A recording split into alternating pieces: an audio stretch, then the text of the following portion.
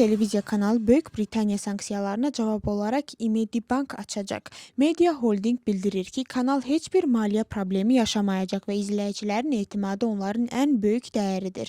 Reklam və investisiya cəlb etməkdə problem yoxdur. Bir neçə bank kanalın xidmətlərinə dəstək göstərməyə hazırdır.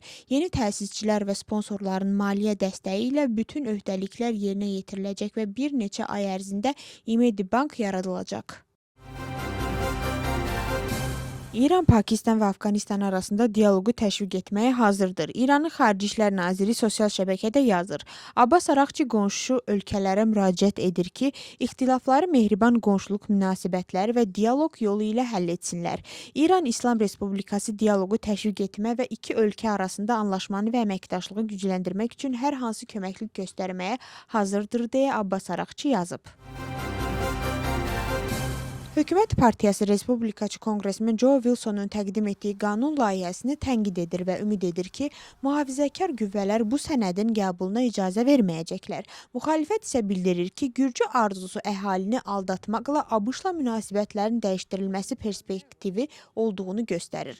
ABŞ Nümayəndələr Palatasında təqdim olunan qanun layihəsi Gürcüstanda Rusiya və Çin kəşfiyyat fəaliyyətləri barədə hesabatın hazırlanmasını nəzərdə tutur. Qanun layihəsinin məqsədi Gürcüstanda Rusiya və Çin kəşfiyyat fəaliyyətləri barədə hesabat tələb etmək və digər məqsədlər üçündür. Ağ Evin nümayəndələri Jared Kushner və Steve Utikov Cenevrədə İranlılardan eşitdiklərinə görə məyus idilər. Bunu Axios yayıb. Nəşrin məlumatına görə, sonraki ikinci raund danışıqlardan sonra ABŞ-ın yüksək rütbəli rəsmisi Axiosa bildirib ki, görüş daha müsbət idi, lakin əlavə detalları açıqlamayıb. Steve Utikov, Jared Kushner və İran Xarici İşlər Naziri Abbas Araqçı arasında danışıqlar bir neçə saat davam edib. Daha əvvəl bir İranlı yüksək rütbəli rəsmisi Reutersə deyib ki, ABŞ və İran razılaşmaya gələ bilər, əgər Vaşinqton nüvə və qeyri-nüvə məsələlərini ayırsa.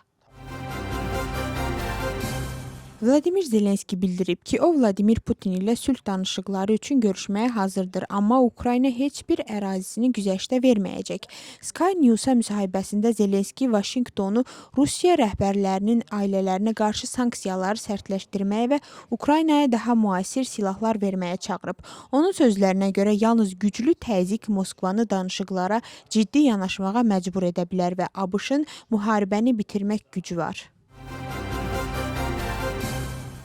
Donald Trump administrasiyası ölkənin Ali Məhkəməsindən ABŞ-da yaşayan təxminən 6000 Suriyalını deportasiyadan qoruyan mexanizmi ləğv etməsini xahiş edib.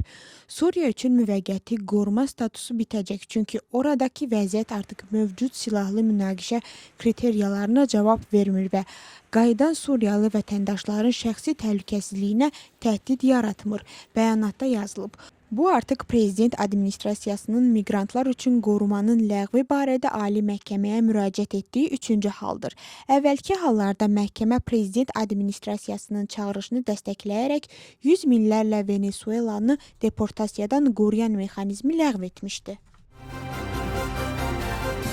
Narkotik cinayəti üzrə 2 nəfər həbs edilib. Onlara qrup şəkildə xüsusilə böyük miqdarda narkotik və psixotrop maddələrin qanunsuz əldə olunması, saxlanılması və satışına kömək etmək ittihamı verilib. İttiham olunanların şəxsi və yaşayış yerlərində aparılan axtarış zamanı və istintaq eksperimentində xüsusi böyük miqdarda yarım kiloqramadək kokain, 100 qram kefedron və psixotrop maddə ketamin maddi sübut kimi götürülüb. Cinayət 20 ilədək və ya ömürlük azadlıqdan məhrum etmə cəzasını nəzərdə tutur.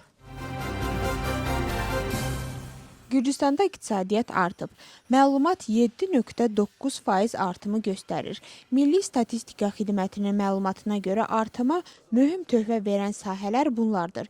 İnformasiya və kommunikasiya, maliyyə və sığorta fəaliyyəti, mədənçilik, otel və restoranlar, tikinti və ticarət sektorunda azalma tendensiyası qeydə alınıb.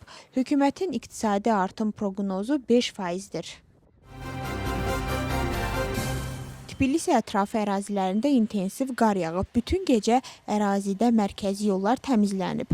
Qocoritsk, Netivec, Avkisi, Pantiyani, həmçinin Betaniya yollarına texniki duz səpilir. Hava proqnozuna görə ərazilərdə qar sabah axşama qədər davam edəcək. Bələdiyyə əhalini çağırır ki, bol yağıntı zamanı avtomobillərlə yalnız qış təkərləri ilə hərəkət etsinlər.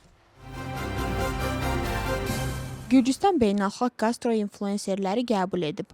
Onlar Gürcü mətbəxi və şərabla tanış olub. Həm Tbilisi, həm də Qaxetidə qida obyektlərini ziyarət ediblər. Turizm administrasiyasının məlumatına görə, məqsəd Gürcüstanı dünya qastronomiya xəritəsində yüksək keyfiyyətli, avtentik və fərqli qastro-turizm istiqaməti kimi təqdim etməkdir.